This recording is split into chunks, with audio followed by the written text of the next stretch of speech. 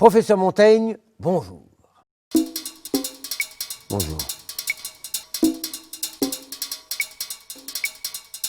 Les compléments alimentaires, espoir ou arnaque?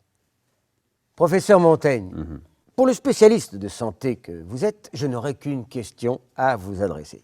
Les compléments alimentaires, est-ce que ça marche? D'abord, il faudrait s'entendre sur ce que signifie marcher, n'est-ce pas?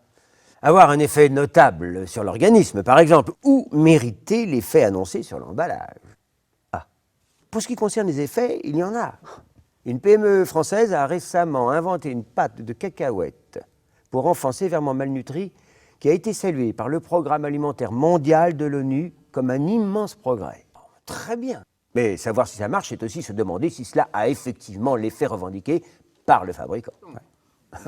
On entre alors dans le problème des allégations de santé.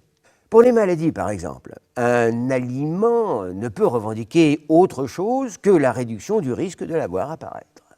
Oui, sous réserve que la réduction du risque soit bien réelle, je suppose. Exactement. Contrairement aux médicaments, les compléments alimentaires peuvent être vendus sans autorisation de mise sur le marché, s'ils respectent certaines caractéristiques. Par contre, la publicité qui en est faite est très surveillée. Quelques exemples? Ah oui. Récemment, un grand groupe industriel a dû payer 3,3 millions de dollars à 3 États américains qu'il avait attaqués pour publicité infondée autour d'un complément à base de sélénium tenu pour prévenir le cancer de la prostate. Fichtre, ça ne rigole pas. Mais souvenez-vous aussi des yaourts bio. Danone a dû changer le nom. On sait pourquoi. Vous les trouvez désormais sous l'appellation Activia, une appellation qui n'est pas neutre non plus. Mais alors, est-ce que ça marche, professeur? Écoutez, que ça marche ou non n'a pas vraiment d'importance.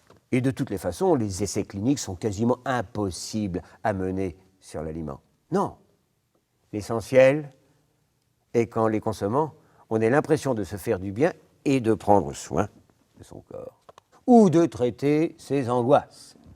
Pensez aux fontaines de jouvence que sont en train de mettre au point les industriels des aliments fonctionnels anti-âge sophistiqués, destinés à soigner notre peur de vieillir.